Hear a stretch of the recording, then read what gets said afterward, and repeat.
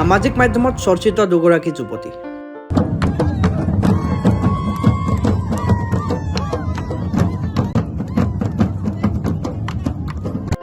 ঢোল বজাই চৰ্চিত হোৱা কোন এই দুগৰাকী যুৱতী? সৰুসজাই খেলপথাৰৰ পৰা ভাইৰেল এই দুগৰাকী যুৱতী।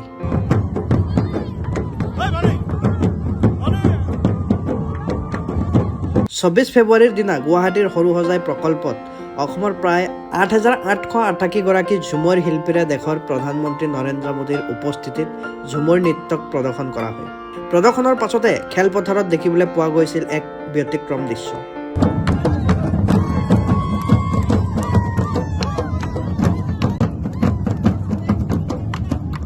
যি দৃশ্য দেখি অসমৰ চাহ জনজাতি ছাত্ৰ সন্থাৰ সহকাৰী সম্পাদক লাজাৰ নন্দই নিজৰ কেমেৰাত আবদ্ধ কৰিছিল আৰু তাৰ পাছতে সামাজিক মাধ্যমত ভাইৰেল হৈ পৰিছিল এই ভিডিঅ' ক্লিপ।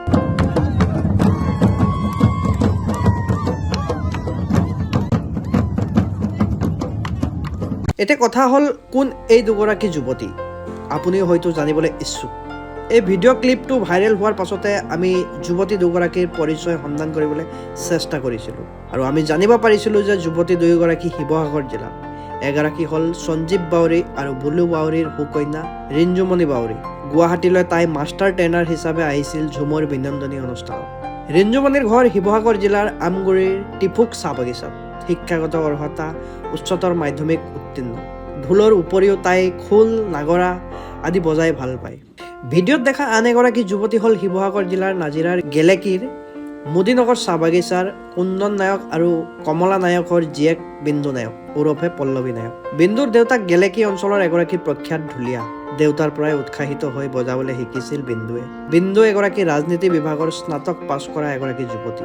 পঢ়া শুনাৰ উপৰিও তাই নাচি বিভিন্ন বাদ্য বজাই ভাল পায়। বজাই ভাল পোৱা দুয়োগৰাকী যুৱতীয়ে ২৪ ফেব্ৰুৱাৰীৰ দিনা গুৱাহাটীৰ সৰুসজাই খেলপথাৰত আনন্দিত হৈ ঢোল বজাই নৃত্য কৰিছিল আৰু তাৰ পাছতে সামাজিক মাধ্যমত তেওঁলোকৰ ভিডিঅ' বিয়পি পৰিছিল।